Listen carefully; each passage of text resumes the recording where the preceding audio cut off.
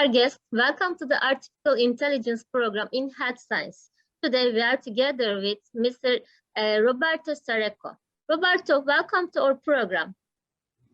Thank you. Personal digital twin. You see this image? We've got a digital something, okay, digital frame with the person. Well, we've been talking the first part about digital twins, but we have also said that digital twin can be used to model a physical entity. We are physical entities. So the question is, can we model ourselves using a digital twin? Well, as a matter of fact, the European Commission has started to work in this area two years ago, and they have been starting to work from a regulatory point of view. Because one thing is to say, I'm monitoring the machine. A different thing is say, I'm monitoring you, okay? Then you start to get upset, okay? There's privacy issue, there's ownership issue, all this kind of thing. So the European Commission saw clearly that the personal digital twin is coming. And they wanted to set up a scenario, a general framework where this can evolve and can be used. So you see in the graphic all the things that the European Commission is looking at, from regulatory aspect, from security, privacy, and so on. Okay, so it's not just technology. Technology is just one little bubble there. All the other things are societal issues around the problem. And then, of course, there was the question, well, why do you call it a personal digital twin? Shouldn't it be a person digital twin? Okay, because it's modeling a person. Okay, so like you have a machine digital twin, you should have a person digital twin. Well, the European Commission said, no, no, no. Our idea is that once you have a digital twin of a person, that digital twin should be controlled, owned by that person.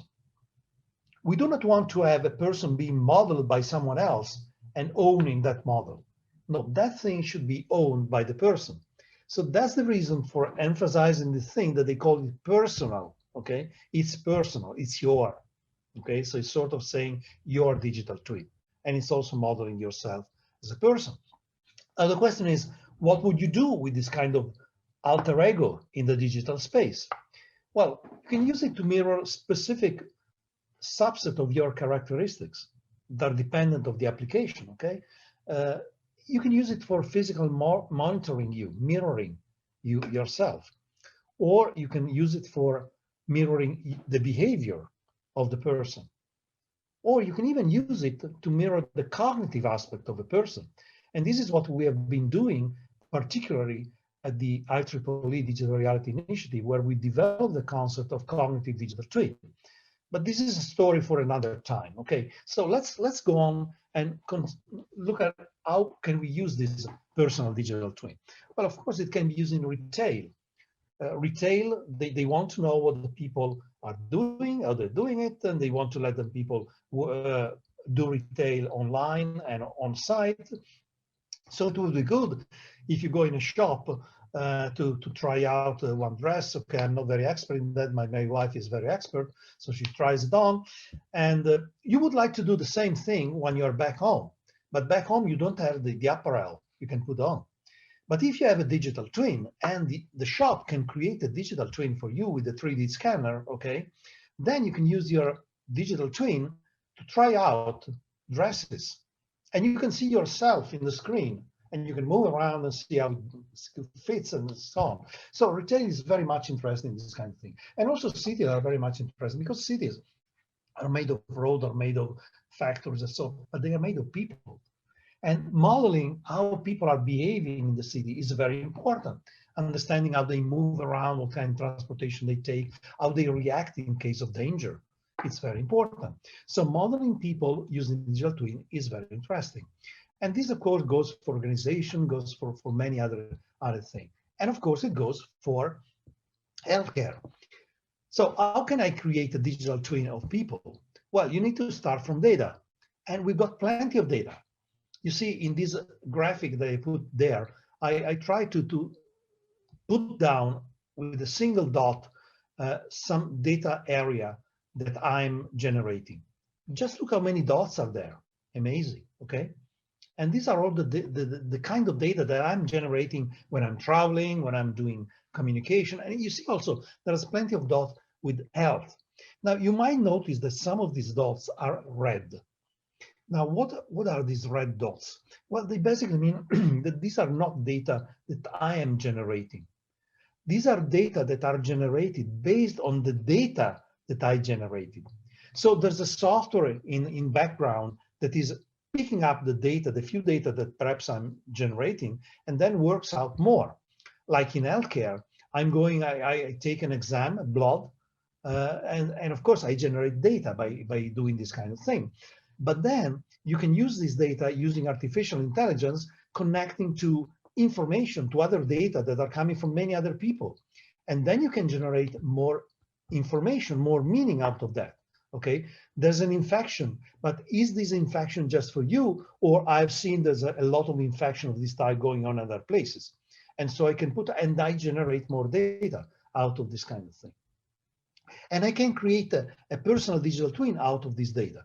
I assemble them all together. And then if you are willing to share the data as you walk your life, okay, you may have an Apple Watch, you may have a Fitbit, something like that. These are all connecting and generating more data as you move around. And these data can be organized in a thread so that you have a story, okay, of what you're doing.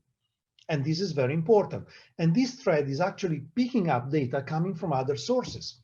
You are walking in a place and you get data of the kind of pollution that you have in that area. And this is cross-checked with the fact that you are experiencing some sort of breathing problem. Okay, oh, but there's a pollution there. And so all these kind of things go together. Okay, now let's focus on the healthcare area. So the human digital twin. What can I mirror? Well, of course, I can go to this very small thing to the cell or to a system like immune system. You see in this picture here, there's a proposal for using a digital twin for mirroring the immune system of a person. And you can do this in two ways. One would be creating a generic model, okay? Normally, the immune system of a person works like this, or a cell, okay, works like this. Or you can use this generic model and instantiate it to the specific patient you're talking to yourself, so that you have a very specific cell because you have a very specific DNA, and you're eating something that is different from whatever other people are eating, and so on. So you can create something that is specific to you, and you have these two things over again. You can use a digital twin to mirror an organ. And as a matter of fact, in the picture you see there, Dassault, a French company that is working in the healthcare space as well, they have created a digital twin for Earth. And they are using this digital twin, which is a generic digital twin, how the Earth is supposed to beat, okay, and to pump blood, to match the specific exam, the echocardiogram, the electrocardiogram, and all this kind of thing, and to instantiate that generic model into that specific patient. And then they can create a thread so that the different exam at different time, okay, can be mapped together and see how the situation is evolving. So they're using digital twin for this kind of thing. You can even get a digital twin for your overall body. And you see in this image, there's a company that's called QB Bio. And this company is actually opening up centers, medical centers, where you go there and they do a sort of checkup, okay? You get a full body MRI, you get the blood testing, you get spirometry, you get several other testing, and all this data, which account for millions of data, amazing, okay, millions of data, are consolidated into a digital twin. And 2 weeks after that, they call you and they say, okay, this is your digital twin, okay? And compare your digital twin with the generic digital twin to see what the differences are, okay? And the point is that you can then connect to your digital twin with your Apple Watch, with other things, okay? And the digital twin keeps evolving. And it's smart, so that it can understand that if there's something that is unusual, also in the context, then it can raise a red flag, both for you and for your doctor, okay? So if your heart starts beating fast, okay, but you're actually moving up several floors, okay, stairs. That's normal, okay? It's really But if you're amazing. sitting on a couch, but if you're sitting on a couch and your heart starts beating, okay, then Yeah. there's something wrong, okay? So the contextualization is very important. And this is what also the digital twin can do by getting different streams of data. Thank you very much for this amazing presentation. Thank you very much.